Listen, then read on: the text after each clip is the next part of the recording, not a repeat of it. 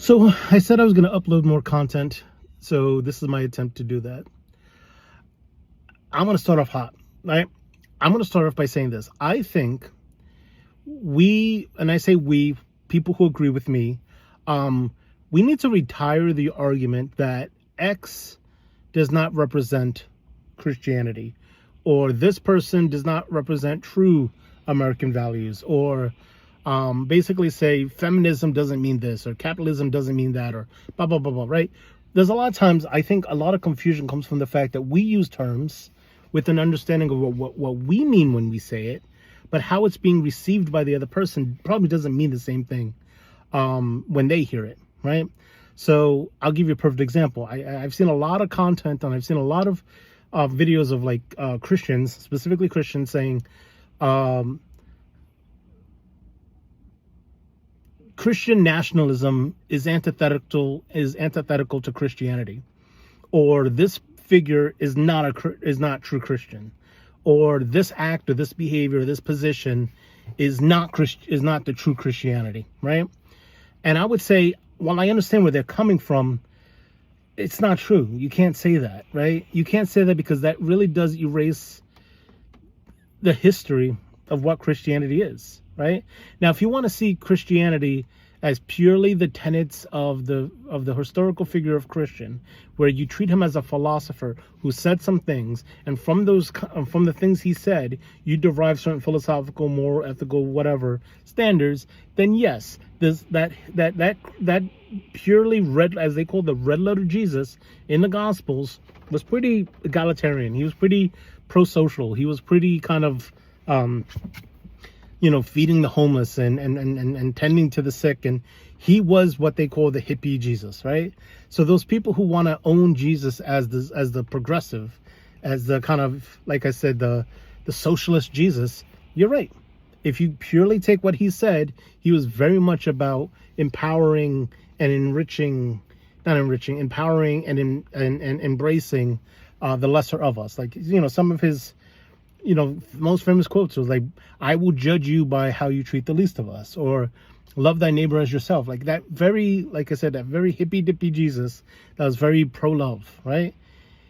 But the problem is, when you talk about Christianity, you need to acknowledge that Christianity, for better or for worse, has not been purely just what he teaches, right?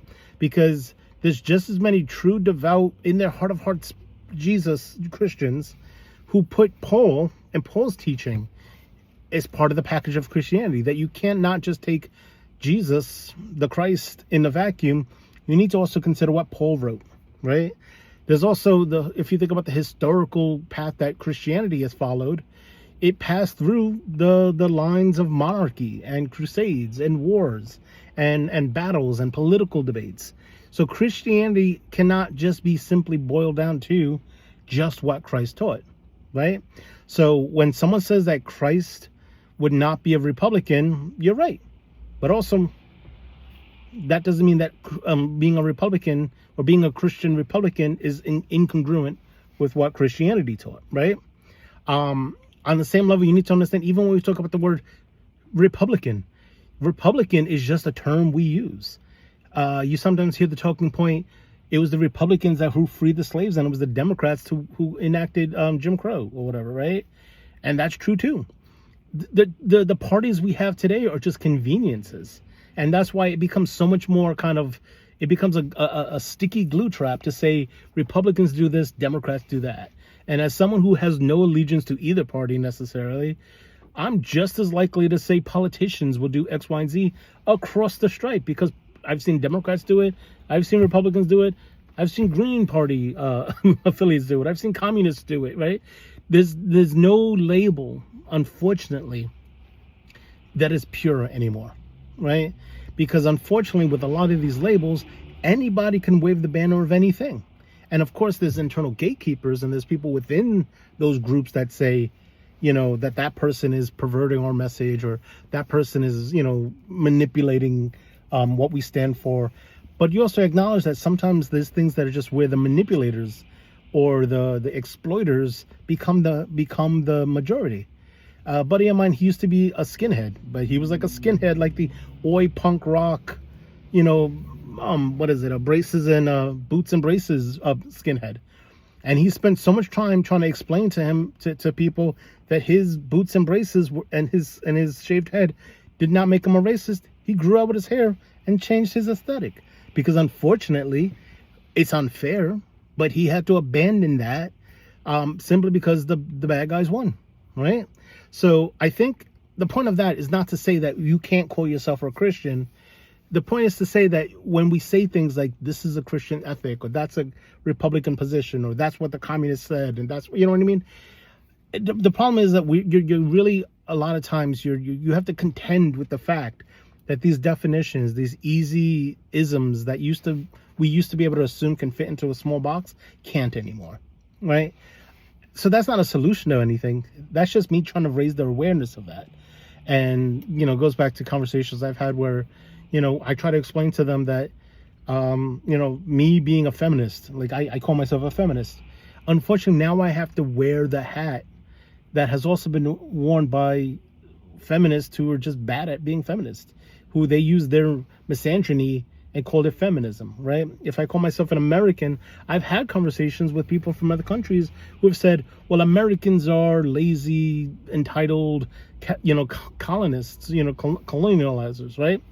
And I can't disagree with them, right? So as much as I won't even say that this American value of freedom and justice and equality and all that stuff is a universal value, or as an American, it's, you know, it's an American core belief, I feel like we can't even say that with any kind of honesty. But at the same time, sure we can, because, you know, America does have, you know, so I guess what I'm trying to say, and all, is if we're going to have these conversations, if we're going to speak out against this figure or speak out against that figure, or we're going to make a strongly worded point, we need to acknowledge that the language we use, the terminology, the culture, it evolves so quickly. And we don't always have control over that, right? We don't always have control over how people are going to hear the thing we're saying. So sometimes we have to take a moment to be specific about the things we're saying. Sometimes we have to take a moment to really make sure that what we're saying and what they're saying is the same thing. And I'm of the firm belief that once you can agree on that language, that's not to say that you're going to find universal agreement, but it just doesn't, it makes it so much easier to point out the hypocrisies and the contradictions. And it makes it so much easier to show how the other person is being irrational, that other person is being kind of, you know, I'll use the word hypocritical in their both sidesism, or in their kind of exceptionalism, right? So this is my tip to those people who want to express an opinion or kind of stand strongly for something they believe in. Be clear in your language. Be clear in what you mean when you say X, Y, and Z. That's it. All right.